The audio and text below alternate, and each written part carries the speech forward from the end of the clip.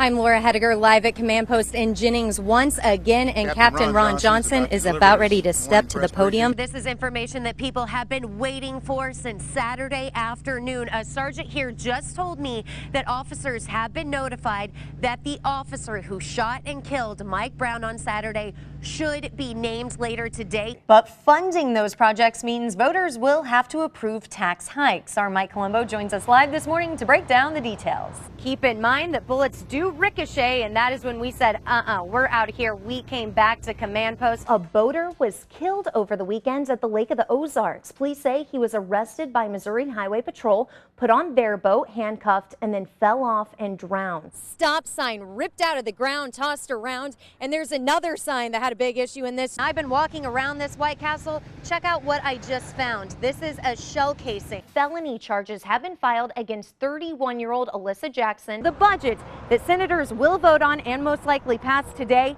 is bigger than these together. I can slide just by pushing my hands, so you can imagine just how slick. It is gorgeous outside right now. Awesome for a Monday in January. People are getting ready inside, then they run outside quickly. Researchers at Michigan State University have developed a new technology, extracting drinkable water from manure. It's pretty hot.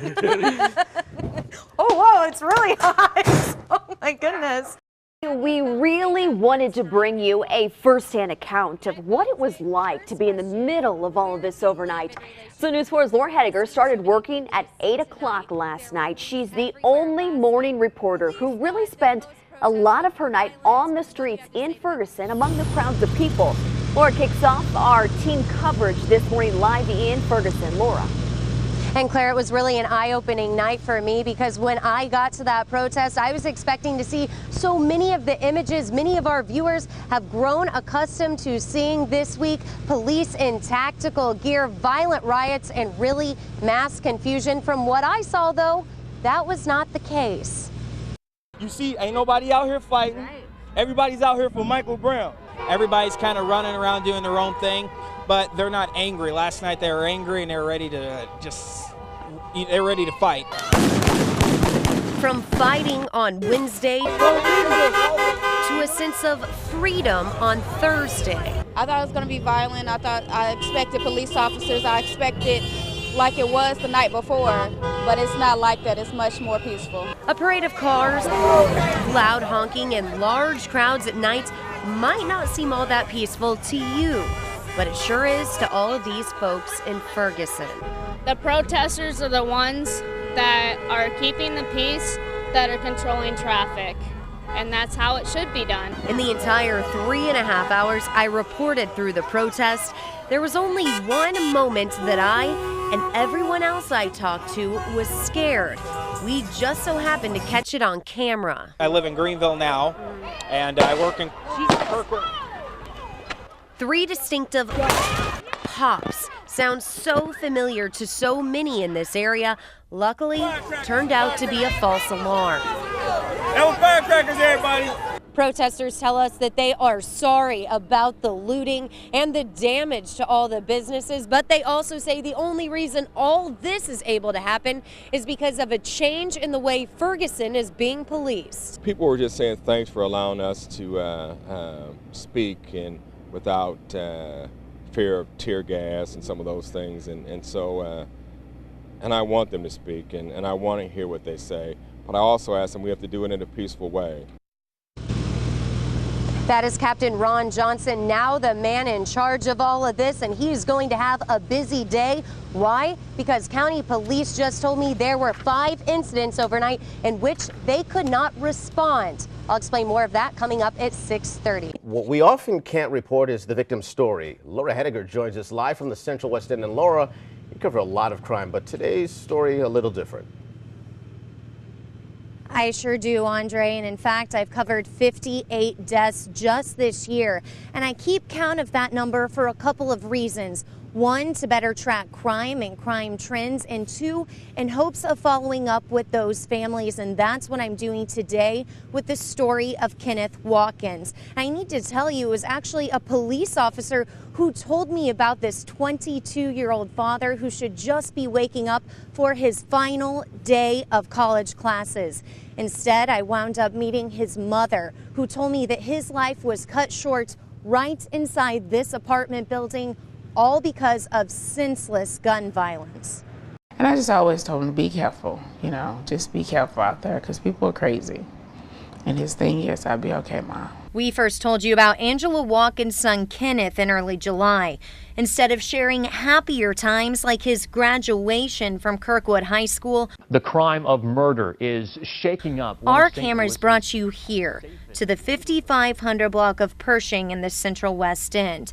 This is where he was murdered. Wasn't even out in the streets. He was in his apartment. Someone killed Watkins one day before he was supposed to move out of his first apartment. My last weekend. I said, yeah, this is your last weekend here. Angela tells me she remembers almost everything about that last weekend of June, especially the first thing doctors told her. They said there was nothing they can do. Angela is now raising Kenneth's son, her grandson. She says Kenneth's death is even more unfortunate because he was just months away from becoming a police officer. Something even more remarkable because one of his best friends says he was a former gang member. That was one of our main connections, was the fact that we both used to be in the streets. He was a Blood and I was a Crip, and it was kind of weird that we actually were able to come together and be friends. Police, family, and friends also say what really stood out about Kenneth was his drive to make his life better. That was his motivation as well, taking care of his mom, his son, his sister, and that's what he always talked about. I gotta do this, I'm gonna make it. And unfortunately for all the people this future police officer could have touched and helped, Kenneth is now made into a crime statistic. He is homicide number 49 out of 90 in the city of St. Louis, and city police tell me there have not been any arrests in this case. Live in the Central West End, Laura Hettiger, News 4. Laura Hettiger tracked down the head of transportation to find out if your kids are safe on the school bus. Laura. And Jasmine, this is exactly where that bus fire happened. You can see all the damage it did to the grass around me. So yeah, you can tell this was a major fire. But get this, I found out the bus involved is only 3 years old and it had been inspected and approved to be on these roads as recently as last Tuesday. So how in the world could this happen just 2 days later? As far as we know, flames were coming out of the bottom of the bus. And in seconds, this happened. Flames under the bus, flames shooting through it, and a plume of black smoke billowing into the air. Right now we're working on determining, what exactly happened, what exactly occurred. Tammy Webb is the head of transportation for VIC, a nonprofit spinoff from the desegregation program. She says this bus passed an inspection this year, and just Tuesday, it was approved to be on the road. I asked her, based on this video, should all 240 Durham buses in their fleet be re-inspected? It seems odd that if it was approved on Tuesday, then this happens on Thursday. Well, again, until we determine what was the situation, what exactly caused the situation, then we'll take a look at what occurred. Now it's up to Durham bus officials to go through the shell of this bus and figure out how this happened. I would hate to speculate on what exactly occurred because, at this time we don't know. A lot of unknowns remain in this investigation, especially just how much time passed between when the last student was dropped off and when those flames ripped through this bus. I'll explain why that spokesperson can't give me an answer to that, and also what the driver heard right before that fire happened, coming up all new on News 4 at 6. Reporting live in North St. Louis, Laura Hettiger, News 4. 6:08 on this Friday morning. You are taking a live look at Lambert International Airport. Hopefully you have some friends flying in for this Father's Day weekend. If so, today sounds like it's going to be a beautiful summer day. We'll check in with Kent coming up at 6:14. Right now, President Obama is weighing several military options, including airstrikes and intel assistance in Iraq. But the White House insists American troops back on the ground in that country is not an option. This all comes less than 3 years after U.S. forces left that country. Al-Qaeda-inspired militants have started creating chaos in several cities, including threatening to take over Baghdad. Overnight, we learned the bodies of 5 American soldiers killed in Afghanistan this week are back on U.S. soil. One of those killed was a 19-year-old from Illinois. The Pentagon says a coalition jet mistakenly bombed the U.S. Special Forces troops. If you can, go ahead and take a look at your screen. If you live or work in St. Charles County, you may have seen it in person. The St. Charles County Ambulance District posted the signs this spring as part of a campaign to pass a property tax hike. Voters approved that tax increase, but our Emily Rao found out the district is already spending a lot more money. She joins us live from St. Charles County with more. Emily.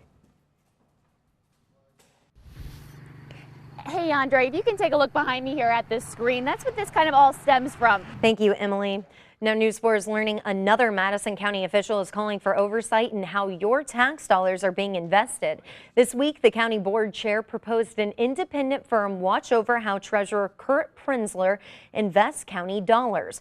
Prinzler has $130 million to invest for the county, and the board chair says dismal returns are hurting the budget. This is costing the taxpayers money when we lose interest like we're losing today. It is just, I am just shocked. Do you feel there's any reason why your investments for the county need oversight? I really don't think so. The treasurer says he's merely playing by the rules laid out by the state of Illinois and investing safely. But you might remember just last month, News 4 reported that the county auditor also called for an oversight committee to step in. We continue to track the fight against heroin abuse in our area, and in just a few hours, the Madison County Heroin Task Force will hold a public meeting at the County Administration Building. The task force is trying to figure out just how big of a problem this is in the Metro East and then figure out how to fix it.